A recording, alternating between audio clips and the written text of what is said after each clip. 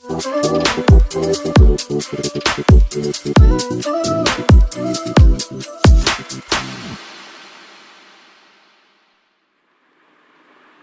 And welcome to my channel free education by Vijay. आज हम लोग जो है क्लास 10 का चैप्टर 3 का पार्ट 2 यानी कि द ब्लैक एरोप्लेन करने वाले हैं।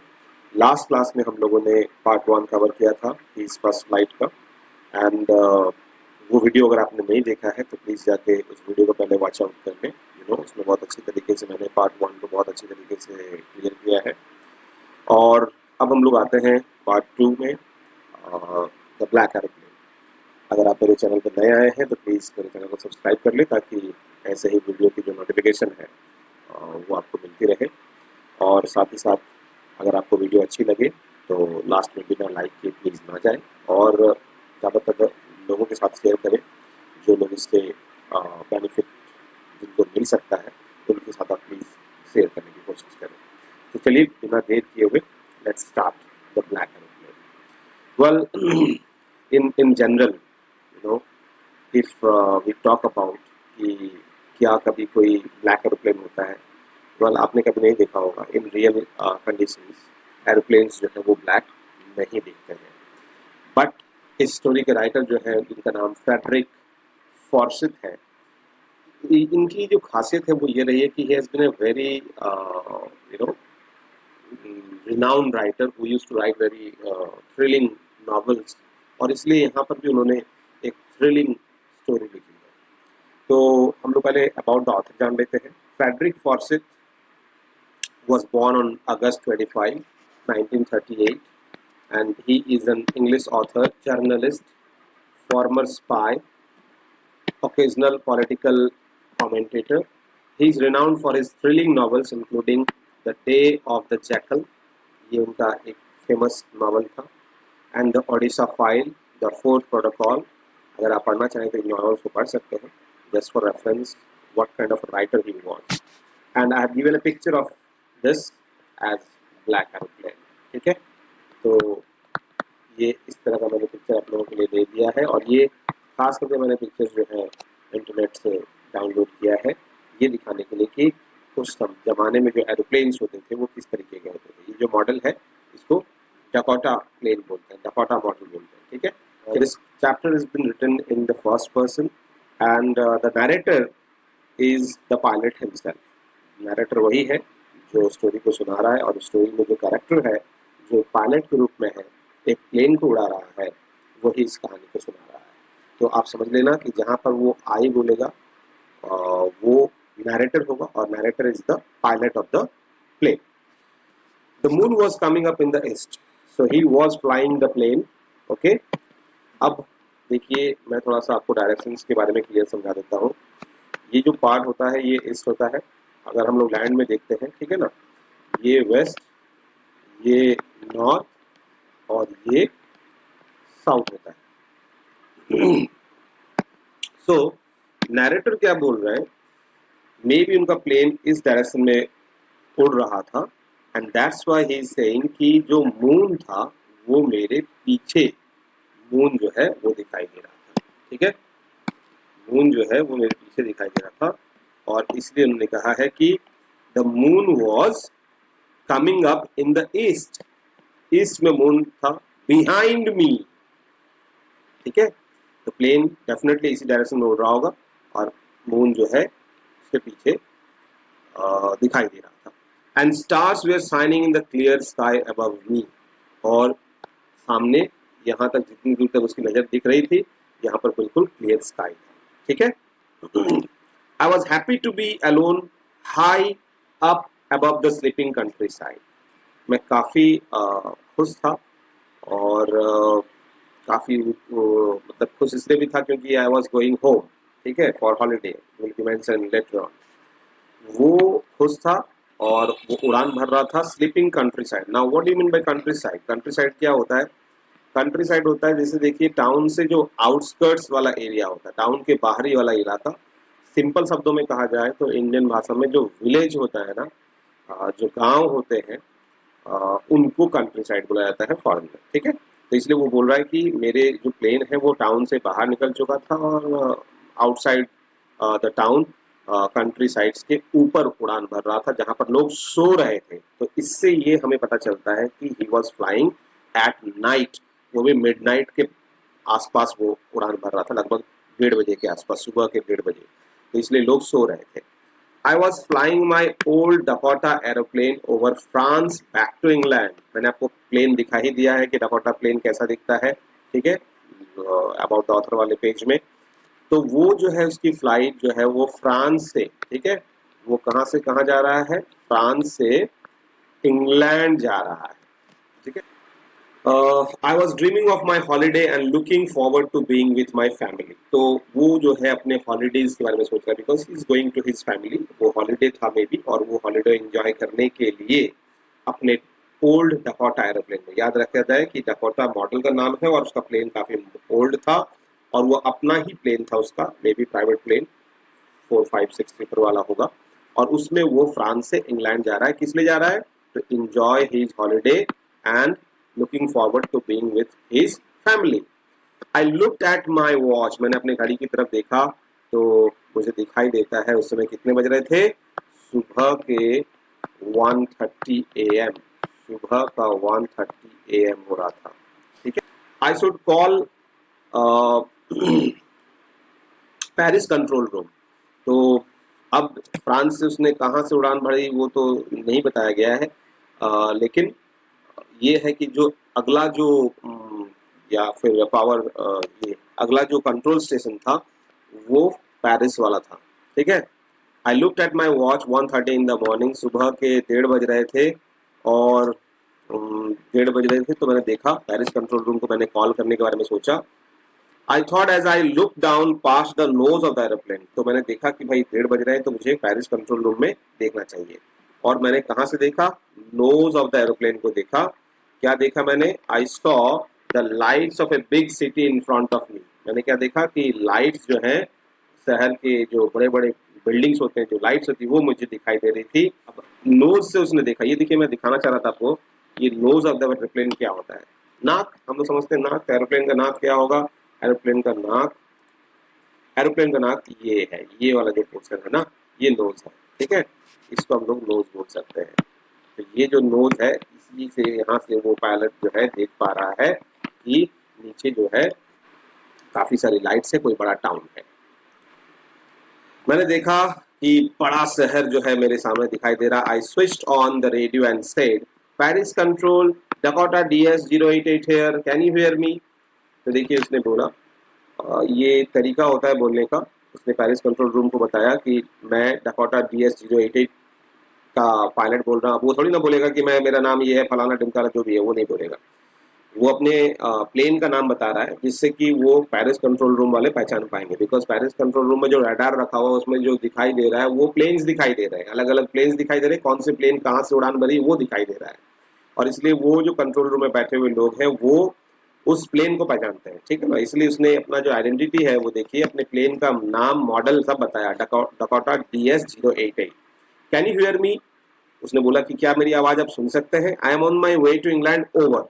मैं अपने रास्ते इंग्लैंड की तरफ जा रहा हूँ, ओवर। अब ओवर उसने क्यों कहा? बहुत सारे लोग सोचते होंगे कि जो बड़े बड़े जगहों में, खास करके जैसे कि सेना में, है ना, आर्मीज में, एयरफोर्स में, जो टेलीफोनिक कॉल होती है, जो ऑफिशियल कॉल्स होते हैं, उसमें ये ओवर वर्ड का इस्तेमाल होता है। मैं थोड़ा आपको मतलब दिमाग पे जोर डालने के लिए कोशिश करने के लिए कहूँगा, इफ़ यू कैन, अगर आप बता सके तो ओवर क्यों बोला जाता है, प्लीज़ आप कमेंट बॉक्स में लिख के बताएं। मैं थोड़ी देर बाद आपको बताऊंगा, थोड़ा आपको समय दे रहा हूँ ताकि आप बता सके कि ओवर आखिर क्यों बोला जाता है, ठीक है। तो you can use the comment box और वहाँ पर आप जाके बताएं कि ओवर ऐसे फील्ड में why they use over after every sentence. The voice from the radio answered me immediately. तो रेडियो से भी आंसर जो है तुरंत आवाज आई। DS-088, I can hear you. हाँ, मैं आपकी आवाज सुन सकता हूँ। You ought to turn 12 degrees west now. आपको 12 डिग्री वेस्ट जाना होगा अब। DS-088 over. उसने बताया था ना कि मैं मतलब इंग्लैंड जा रहा हूँ। तो जब मैंने आपको बताया था कि प्लेन जो है वो इस डायरेक्शन में उड़ रहा है, इधर ईस्टर्न पार्ट है, ठीक है, इधर ईस्ट है, इधर नॉर्थ है, इधर वेस्ट है, इधर साउथ है। तो उसने क्या बताया, पेरिस कंट्रोल रूम से उसे क्या बताया गया कि उसे बताया गया कि आपको 12 डिग्री जो है वेस्ट की तरफ जाना है, यानी कि ये मे बी इस लाइन में था, वेस्ट की तरफ जाना होगा उसे 12 डिग्री, तब जाके वो ठीक डेस्टिनेशन पे पहुंच पाएगा।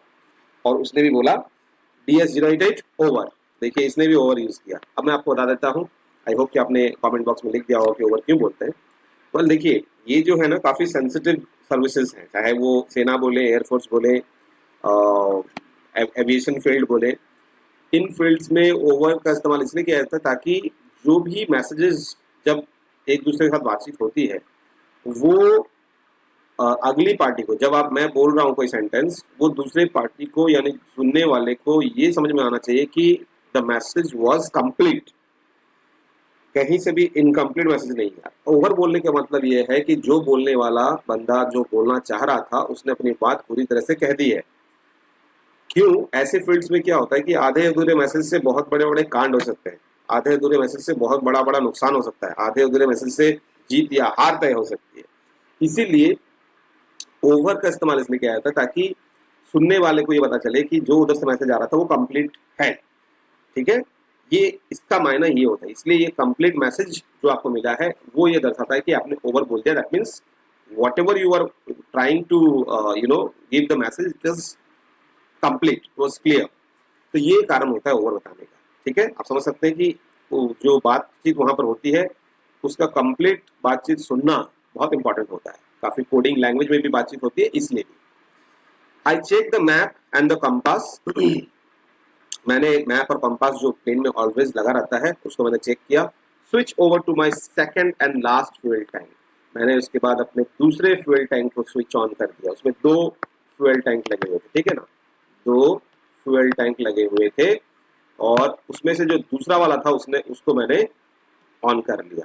ठीक है, and turn the Dakota 12 degree west towards England. और मैंने अपने डकोटा को इंग्लैंड की तरफ जो है वो मूव कर दिया 12 डिग्री, जैसा कि पेरिस कंट्रोल रूम से गाइडेंस मिला था। आई will be in time for breakfast. I thought, मैंने सोचा कि नाश्ता करते समय तक तो मैं वहां अपने घर पहुंच जाऊंगा।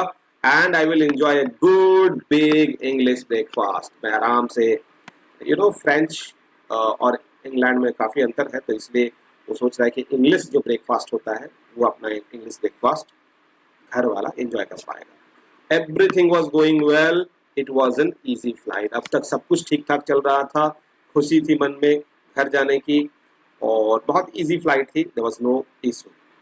लेकिन अब क्या होगा आगे? तो Paris was about 150 kilometres behind me. Paris से भी वो अब 150 किलोमीटर्स आगे आ चुका है। I saw the clouds, storm clouds. तभी मुझे बादल दिखाई देते हैं।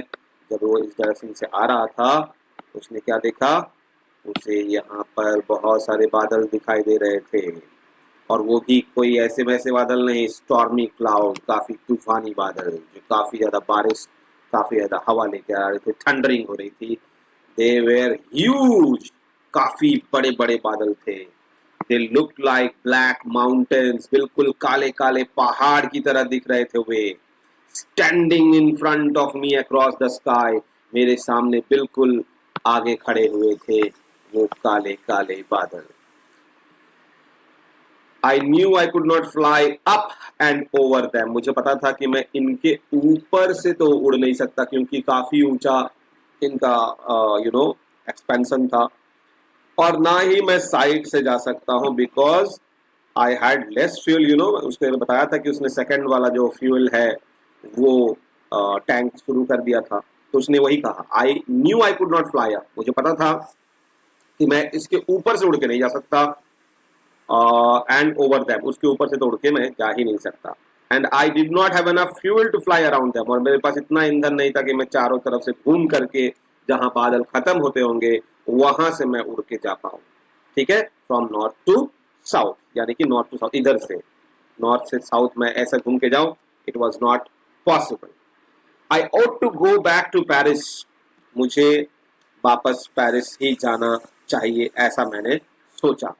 But I wanted to get home, लेकिन मैं अपने घर भी जाना चाहता था।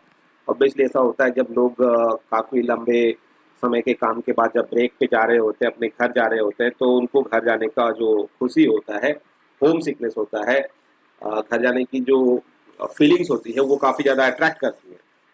सो he wanted to go home.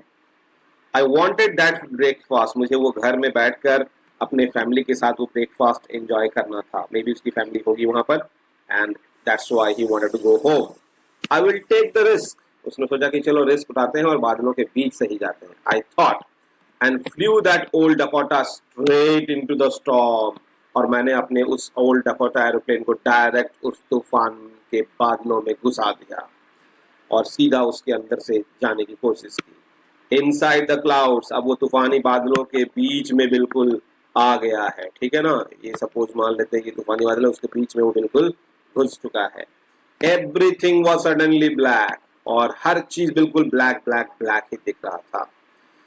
It was impossible to see anything outside the aeroplane, बाहर कुछ भी देख पाना मुश्किल हो रहा था। The old aeroplane jumped and twisted in the air, झटके लग रहे थे। हवा वाला जो बादल होते हैं बहुत झटके लगते हैं। जब आपने नॉर्मली भी अपने प्लेन में जब आप बैठे होंगे, जब तेज हवा चल रही होगी, तो ऐसे झटके आपको प्लेन में महसूस होते हैं। तो उसको झटके महसूस हो रहे थे। Everything was suddenly black. It was impossible to see anything outside the airplane. The old airplane jumped and twisted. Jump भी हो रहा था, twist हो रहा था, मुड़ रहा था।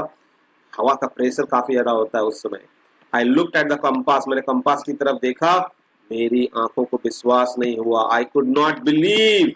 मेरी आंखों को विश्वास नहीं हुआ। क्यों विश्वास नहीं हुआ? उस बादल में कंपास बिल्कुल खराब हो गया था। ठीक है, Look at the picture. इस पिक्चर की क्या वैल्यू है अभी हम लोग आएंगे। तो मुझे अपनी आंखों पर विश्वास नहीं हो रहा था। The compass was turning round and round, जो कंपास डायरेक्शन बताता था, ठीक है, वो कंपास पूरा गोल गोल गोल गोल गोल गोल घूम रहा था। तो शायद कंपास खराब हो चुका था। Round and round and round, it was dead, compass मर चुका था, मतलब खराब हो चुका था। इट वुड नॉट वर्क, अब वो काम नहीं करने वाला था। The other instruments were suddenly dead. जो दूसरे इंस्ट्रूमेंट्स थे वो भी सारे के सारे डेड हो गए थे। I tried the radio. मैंने रेडियो ट्राई करने की कोशिश की।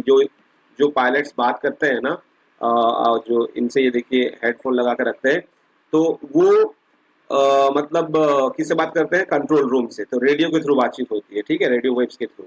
तो उसने कोशिश की रेडियो से बातचीत करने की भी, ताकि पेरिस कंट्रोल रूम जो है उसे कुछ डायरेक्शन बता सके कि इधर जाना है।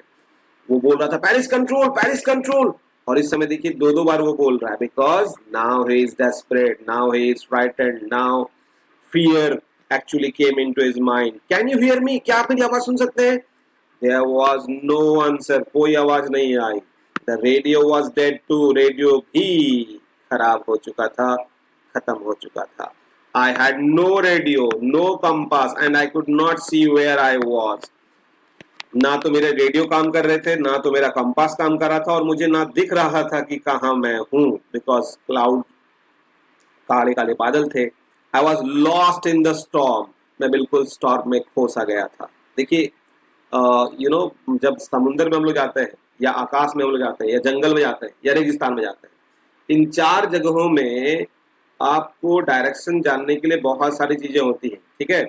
अगर मान लीजिए कि दिन है, तब तो आप जान जाएंगे कि सूरज किधर से निकला है, सन किधर से है, तो आपको आइडिया लग जाए कि sun rises in the east and sets in the west. तो आपको पता रहता है कि भाई सन का डायरेक्शन से आपको ईस्ट वेस्ट नॉर्थ साउथ आप निकाल लेते हो। बट अगर रात है तो भी काफी सारी चीजें हेल्प करती है, जैसे कॉन्स्टलेशन सब होती है, जो सप्त ऋषि सब होते हैं, उनसे हमें पता होता है कि नॉर्थ स्टार नॉर्थ में होता है, ठीक है ना। तो इस तरह से हम लोग को आइडिया मिल जाता है। नॉर्थ स्टार अगर पकड़ लिया आपने तो साउथ आपको पता चल जाएगा, और उसके बाद ईस्ट वेस्ट भी पता चल जाएगा। रेगिस्तान में भी ऐसा होता है। बट आप इमेजिन करिए, ना तो उसको तारे दिखाई दे रहे, because it was night and because he was covered with cloudy storm clouds, तो इसे कुछ भी दिखाई नहीं दे रहा, ना स्टार्स दिखाई दे रहे हैं, ना कुछ डायरेक्शन दिखाई दे रहा है। ऐसे में ना का सबसे हेल्पफुल क्या होता है? कंपास। उसका कंपास भी काम नहीं कर रहा है। बाहर से अगर मदद ले कंट्रोल रूम से, तो वो भी काम नहीं कर रहा है। रेडियो वेव्स भी काम नहीं कर रहे हैं, कोई इंस्ट्रूमेंट उसके काम नहीं कर रहा है जिससे वो हेल्प ले सकता था। और उसे पता भी नहीं चल रहा, दिख भी नहीं रहा है कि वो कहाँ पर है। So he was lost in the storm, इसलिए वो तूफान में बिल्कुल खो गया है। Then in the black clouds quite near me, तो इस समय उसको निराशा छा गई होगी कि भाई मैं तो खो गया हूँ, अब कैसे निकलूंगा, जरूर डर डर लगा होगा, निकल भी पाऊंगा कि नहीं। तभी उसको ना अपने बादलों में, अपने आसपास उसने एक और एरोप्लेन देखा। अभी जो ये पिक्चर हम लोग देख रहे थे, ये इस पिक्चर का रेलेवेंस है कि ये खोया हुआ देखो उसके चेहरे में एकदम दिखाई दे रहा है कि he is quite frightened, quite desperate, quite डरा हुआ सा महसूस कर रहा है। और उसी समय कुछ भी दिखाई नहीं दे रहा है, देखो चारों तरफ काले काले बादल दिखाई दे रहे हैं, लेकिन सामने में एक प्लेन उड़ता हुआ दिखाई दिया। ये पिक्चर का यही रेलेवेंस है जो यहाँ पर उसने कहा। So he saw a plane flying, okay, another plane flying, it had no lights. लेकिन बड़ी विचित्र बात है कि हर प्लेन में ना लाइट्स जलते रहते हैं, बाहर से आप देखते होगे तो लाइट्स दिखाई देता है ना उसके विंग्स में। इस प्लेन में लेकिन खास बात यह थी कि कोई लाइट्स नहीं थी। But I could see it flying next to me through the storm, लेकिन मैं बस इतना देख पा रहा था कि वो एरोप्लेन मेरे बगल बगल में उस तूफान में उड़ रहा है। I could see the pilots face, मैं पायलट का चेहरा तक भी देख पा रहा था जो उसे उड़ा रहा था। और उस पायलट ने मेरी तरफ देखा, टर्न टूवर्ड्स मी, उसने अपना फेस मेरी तरफ मोड़ा और मेरी तरफ देखा। I was very glad to see another person, चलो मुझे बहुत खुशी मिली एक और आदमी को वहां पर देखते हुए। देखो जब आप कहीं फंस जाते हो ना, तो आपको लगता है, और आप अकेले हो और कोई हेल्प करने वाला नहीं है, तब आपको लगता है कि काश कोई और होता, काश किसी का साथ मिलता। तो उस समय में अगर कोई दिख जाता है ना तो जबरदस्त मतलब फील होता है, ठीक है ना। तो वैसा ही फील इसे भी हुआ। He lifted one hand and waved, जो दूसरा एयरप्लेन वाला था ना उसने अपने हाथ उठाया और उसने वेव किया, ठीक है, इस तरह से वेव किया। He lifted one hand and waved, और उसके बाद उसने कहा follow me, follow me, उसने इस तरह से जेस्चर किया। He was saying follow me, follow me, ठीक है।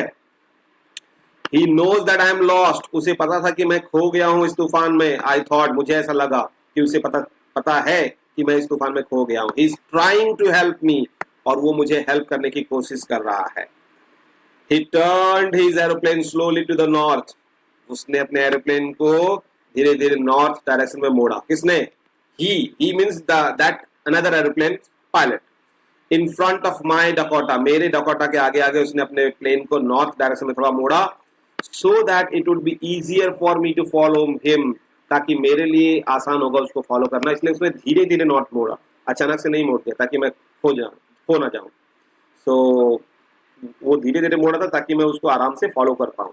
I was very happy to go behind the strange aeroplane, मैं बहुत खुश था उस अजीबोगरीब प्लेन के पीछे पीछे जाते हुए, एकदम लाइक एन ओबीडियंट चाइल्ड, एकदम आज्ञाकारी बच्चे की तरह। जिधर वो जा रहा था उधर मैं जा रहा था, ठीक है। तो स्टूडेंट्स, मजा आ रहा है ना? अगर मजा आ रहा है तो प्लीज चैनल को लाइक और शेयर जरूर करें, इस वीडियो को भी शेयर करें ताकि दूसरे बच्चों को भी हेल्प मिले, और चैनल को सब्सक्राइब जरूर कर लें। देखिए, मैं जो है कोशिश ये कर रहा हूँ कि सिर्फ और सिर्फ लाइन बाय लाइन एक्सप्लेनेशन ना दूँ। आपको पता चलेगा, पूरा चैप्टर आप देखिए, पूरा वीडियो आप देखिए, तो आपको पता चलेगा कि मैं इन डेप्थ एनालिसिस करके बताऊंगा कि आखिर यहाँ पर क्या हुआ। क्योंकि ये स्टोरी जो है ना, आधे अधूरे में आपको छोड़ के चले जाएगी। बुक में आधा अधूरा स्टोरी दिया हुआ है, और उसको मैं आपको सोचने के लिए हेल्प करूंगा कि आखिर ये स्टोरी कैसे कंप्लीट होती है, क्या हुआ होगा। ओके, चलिए वापस लौटते हैं। तो वो एक बच्चे की तरह, एक ओबीडियंट बच्चे की तरह उस स्ट्रेंज एरोप्लेन को फॉलो कर रहा था, एंड फॉलो करते करते आधे घंटे बीत गए। After half an hour the strange black aeroplane was still there in front of me in the clouds, आधे घंटे के बाद भी मैं उस एरोप्लेन को देख पा रहा था जो मेरे आगे आगे उड़ रहा था। नाउ, अब ये पिक्चर भी थोड़ा पहले दे दिया गया है, इसके रेलेवेंस में बताऊंगा। Now there was only enough fuel in the old Dakota, और अब मैंने अपने फ्यूल टैंक वाले गेज की तरफ देखा जो कि दिखाई दे रहा था। तो उसमें मेरे ओल्ड डकोटा एरोप्लेन में लास्ट टैंक में जो मैंने यूज किया था, सेकंड टैंक आपको पता है, उसमें जो फ्यूल था वो बस 5 और 10 मिनट्स के लिए उड़ने के लायक था। यानी कि मेरा फ्यूल लगभग एंड होने के कगार पे था। I was starting to feel frightened again, मुझे फिर से डर लगना फिर से शुरू हो गया था। But then he started to go down, और तब मैंने देखा कि वो नीचे जा रहा है। दैट मीन्स कहीं ना कहीं उसे कोई रनवे मिला है। And I followed through the storm, और मैं उस तूफान में बस उसको ही फॉलो कर रहा था।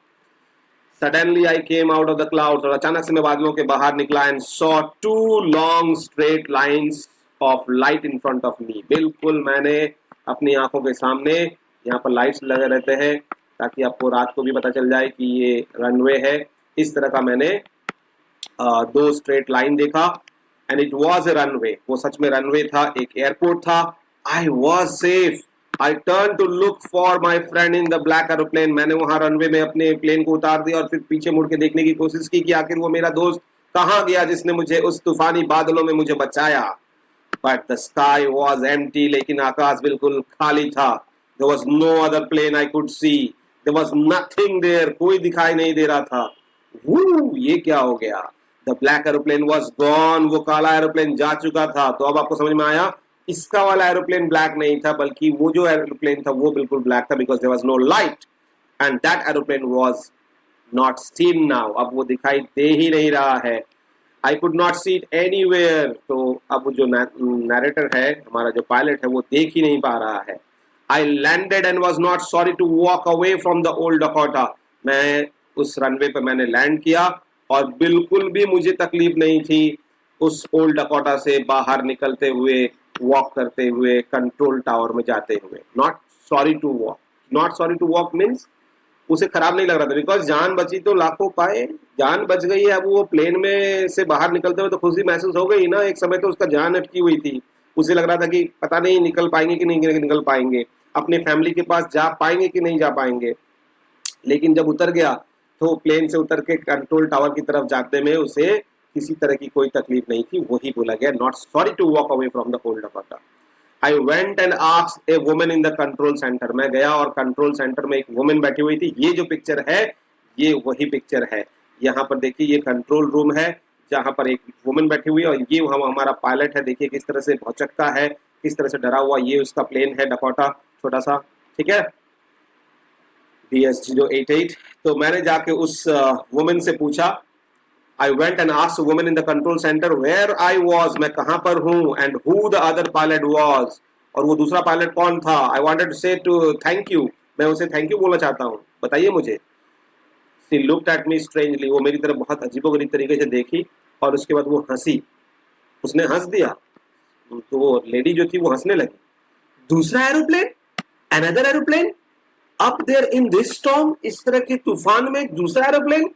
No other aeroplanes were flying tonight. कोई दूसरा एरोप्लेन जो है आज उड़ान नहीं भर रहा था. झटका लगा ना स्टूडेंट? कोई दूसरा एरोप्लेन उड़ान नहीं भर रहा था. अब आपके दिमाग में बहुत सारे सवाल उठ रहे होंगे. सारे सवाल का जवाब मैं दूंगा. Yours was the only one I could see on the radar. तुम्हारा ही एरोप्लेन था जो मुझे अपने रडार में दिखाई दे रहा था. दूसरा कोई प्लेन दिखाई नहीं दे रहा था.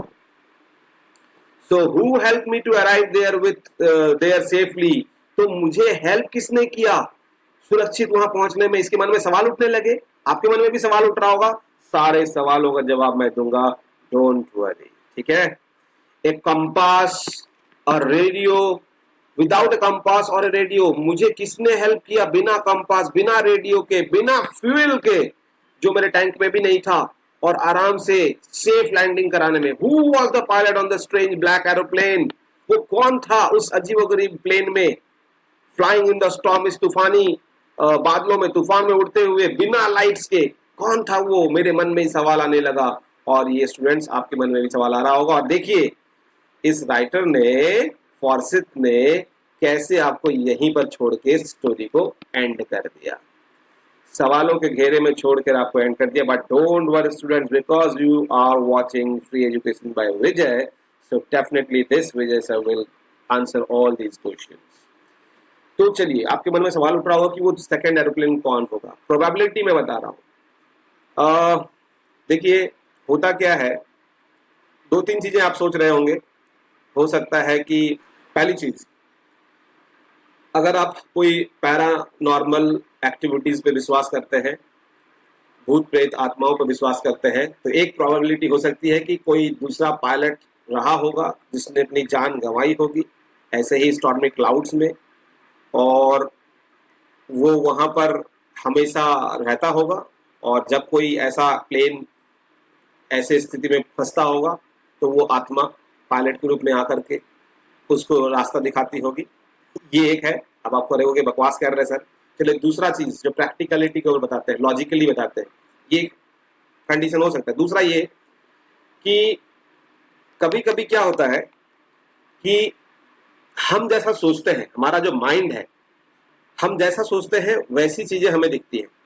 ठीक है, अब ये मैं कैसे बोल रहा हूं कि आपने कभी कभी, हाँ इसका एक एग्जांपल मैं बताता रहा हूं, आपने कभी कभी जो क्लाउड्स है, क्लाउड्स में मैं जब छोटा था ना, बचपन में मैंने बहुत बार ऐसा महसूस किया है, पता नहीं आप लोगों ने महसूस किया है कि नहीं किया है।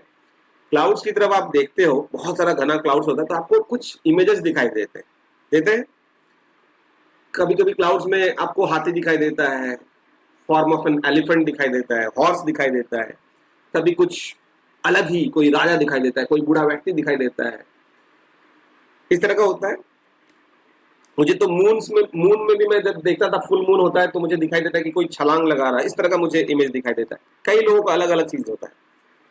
ये आपके माइंड के ऊपर डिपेंड करता है कि आप किस तरह से चीजों को देखते हो और आपको वो चीजें दिखाई देगी। कई ऐसी पेंटिंग्स होती हैं जो कि देखने वाले के ऊपर डिपेंड करती है कि आप किस तरीके से देखते हो।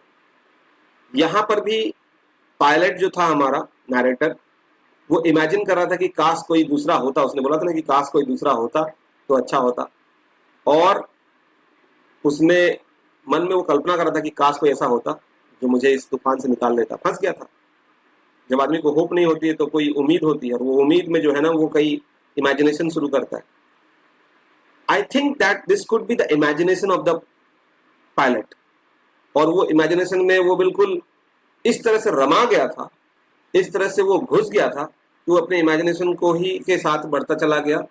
उसे डर दूर हो गया, वो अपने इमेजिनेशन से उसको वो पायलट भी दिखा, पायलट ने हाथ भी वेव किया, इमेजिन कर रहा था। There was no other plane as according to the Paris control room woman. तो फिर जब रडार में वो प्लेन नहीं दिख रहा है तो इसका मतलब है कि उसको इमेजिनेशन था, और इस इमेजिनेशन ने उसे हेल्प किया बाहर निकलने में। कई बार ऐसा होता है, कई बार आप जब इसको बोलते हैं ना, हम लोग हिंदी में बोलते हैं मृग तृष्णा, ठीक है ना, kind of false image create होता है। कई बार आपको लगता है आप धूप में चल रहे होते हैं और कहीं रेगिस्तान में या कहीं ऐसी जगह में जहाँ सुनसान है, आपको आगे लगता है कि पानी दिखाई दे रहा है, और आप आगे बढ़ते जाते हो, भले पानी हो या ना हो, बट आप अगर बढ़ते जाते हो तो आप उस जगह से तो आगे निकल गए ना, ठीक है। और वहां पानी हो सकता है कि मिल भी जाए और हो सकता है कि ना मिले। तो ही वॉज लकी कि उसने अपने इमेजिनेशन को फॉलो किया, और जब वो बादल से बाहर निकला तो वहां पर रनवे था और एयरपोर्ट था जहां पर उसे सेफ लैंडिंग वो कर पाया। तो दो चीजें हो सकती है, एक तो ये कि कोई आत्मा जिसने हेल्प किया होगा उसका, जो जिसने अपनी जान गंवाई होगी, कोई पायलट, और दूसरा ये कि उसका सेल्फ इमेजिनेशन, हम लोग जैसा सोचते हैं वैसा हमें दिखाई देता है, ठीक है। ये दो कारण हो सकते हैं। आपको क्या लगता है स्टूडेंट्स, और कोई ऐसा कोई लॉजिकल आंसर जो है वो आप दे सकते हैं तो आप प्लीज कमेंट बॉक्स में लिखें। I will be happy to read your comment and your answers. तो आई होप कि आपको ये चैप्टर समझ में आया, और मैंने अपनी पूरी कोशिश की कि आपको इस चैप्टर के जो इन डेप्थ एनालिसिस है उसको समझाने की कोशिश की कि आखिर क्या हो सकता था।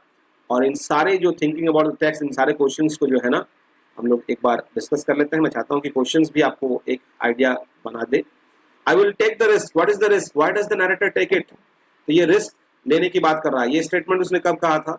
when he saw the clouds in front of him and he knew that he don't have enough fuel to run across the cloud from north to south, and he knew that he cannot fly up over them, so he decided to take the risk. So what was the risk? The risk was to enter into the clouds and go through it, you know, cloud के अंदर से जाने का risk उसने उठाया था। And why does the narrator take it? मैंने आपको बता दिया, ऑलरेडी बता दिया, because he didn't have enough fuel to fly across from north to south, and also he can't fly up over them. That's why he took the risk of entering into the storm and going through it. Describe the narrator's experience as he flew the airplane into the storm. What was the narrator's experience? He was absolutely frightened in first, because he felt the twist of the plane. He felt the, you know, जो झटके महसूस हो रहे थे. He felt that jitter of the plane.